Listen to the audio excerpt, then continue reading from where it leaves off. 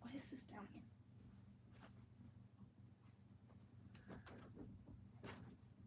Oh, there we go.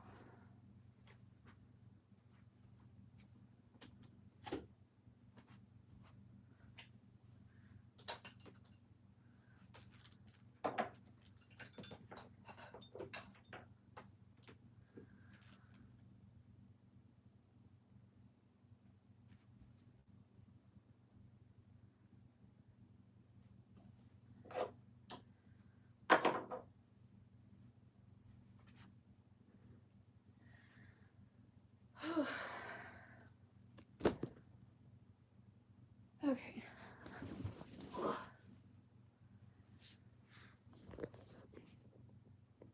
Hi. Sorry, I was organizing stuff. How's everyone doing?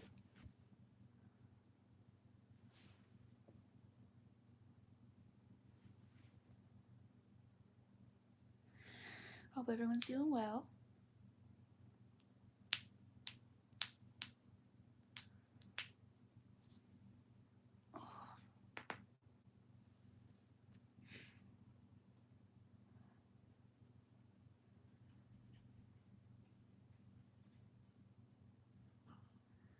Oh, where's Anne?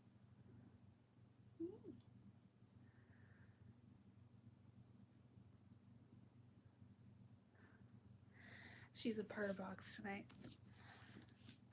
Yes, you.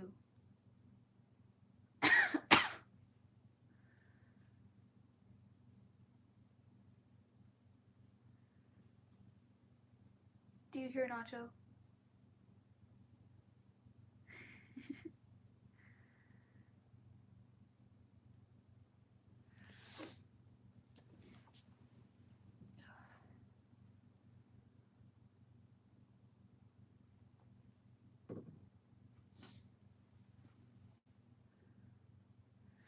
Hope everyone's week's been...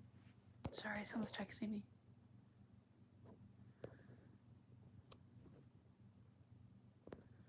Okay, sorry.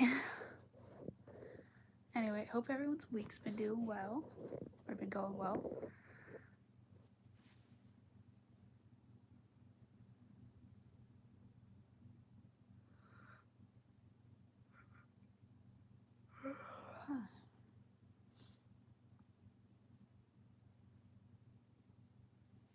Sorry, I have a cat right next to me, so...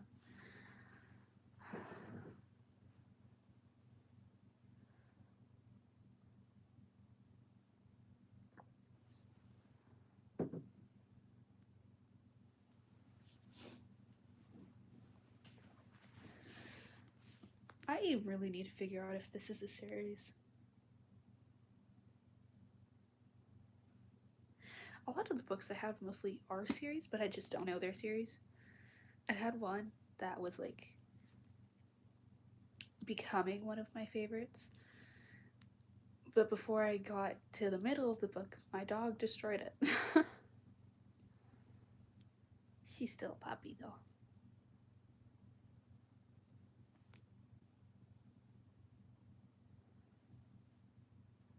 I also love how they like tilted the words on the little blurb on the back. There's a lot of detail to the cover.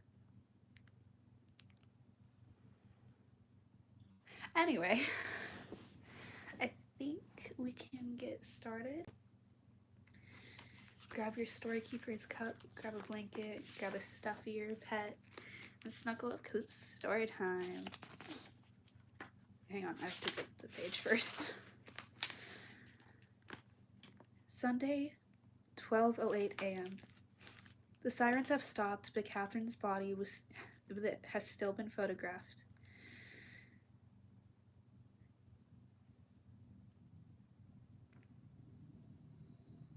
I can't say that on here, so I'm going to replace it with crime. The crime weapon slid carefully into a small plastic bag to be examined at the police lab. The EMTs will transport the body to the morgue for autopsy. Sorry, I heard someone outside the door.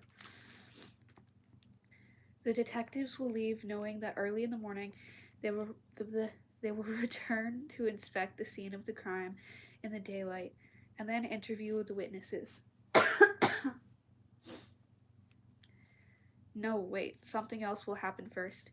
In fact, it could be happening right now. The doorbell at my house will ring. My mother in bed will open her eyes and groggily fumble for the light, dulled and foggy-headed from sleeping pills. Oh, Amarillo. She'll be uncertain whether the doorbell really rang or she dreamt it. But the bell will ring again, and now alarm will begin to creep into the outer edges of her thoughts. Sorry. There's a cat at my door. As she wonders who has awakened her at this hour. She'll pull on her robe, but before she goes to see who's at the door, she'll check on Dad to make sure he's still breathing. And she'll peer into my bedroom to see if I'm home.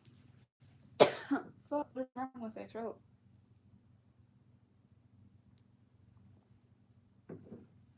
Sorry. And when she sees that my bed is empty, her alarm will leap closer to panic. A police officer or perhaps a detective will be at the front door. At the sight of him, Mom will struggle to retain some semblance of calm. He'll want to know if I'm home, and when she says no, he'll want to know if she's heard from me tonight. Filled with foreboding, she will shake her head and ask, "Why, what's happened?" I don't know if the officer or detective will tell her about Catherine, but I do know that he'll say that the police are looking for me and that my mother should be in touch with them as soon as she sees or hears from me. Mom will ask why again. Now that I think of it, the police officer will probably tell her. Again, I have to keep changing this word because I can't say it on here. There has been a crime. A psycho crime. For any newcomers. Hi, welcome in. Catherine was a snob and proud of it. She was judgmental and sometimes mean and cruel. She believed in good grammar and manners and was quick to correct her mistakes. Even though she herself was sort of plain. What?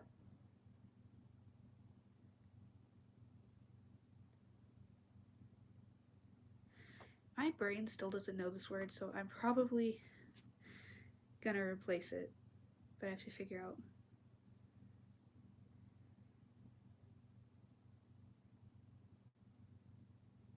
I'm just gonna attempt it. Again, some of the words in my books I've never seen before. Or just for some reason have never, ever had to spell. She was contemptuous, I hope I said that right, and slovenly dressed. My brain's not working. Some people disliked her and some were afraid of her, but most... Sorry, someone's texting me again. But most agreed that she was a force in our school. At first, she took me under her wing and was and it was a huge relief. Suddenly, I'd gone from the bleakest, lowest point ever to having something to look forward to every day. Sitting at lunch, listening to Catherine and the others gab, knowing I'd be invited to go to the movies, the mall, and slumber parties. It almost seemed like a miracle. This book reminds me a lot of, like, Mean Girls, but like a dark Mean Girls. The other thing is you can tell yourself. What? The other thing is you can tell yourself a charity case without really believing it. And then the day comes when you forget, and you think you really do belong because you want to so badly. Go slap David Solom in the face, Catherine told me. If I don't want to butcher that last name, so I'm not saying it. One day, at lunch, Mia was one of the girls Catherine allowed to sit at the table, but at the far end. She was blonde, and that's not relevant. Yeah, I don't like that. I'm just gonna leave it at blonde.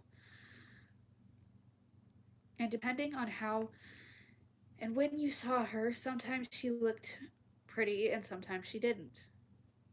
She was a reporter for the school newspaper and had a hell. She was a nice girl who most people liked. She easily could have had a group of friends who accepted and enjoyed her, but instead she seemed absolutely determined to break into Catherine's group. Why? Mia asked, clearly startled. Because I said so, replied Catherine, delivering the line dramatically and with inflection, as if she were an actress. Of course, she wasn't an actress. She would never put herself in a position where she could be judged or criticized. The other girls had stopped talking. Within Catherine's crowd, there seemed to be two subgroups, those who were close to Catherine and those who wished they were closer. I'm not speaking of proximity alone. First came Dakota, the daughter of Congresswoman. This name still gets me. Hold on. Yeah, I can't say that. I'm just gonna say Catherine because I can't say the real name.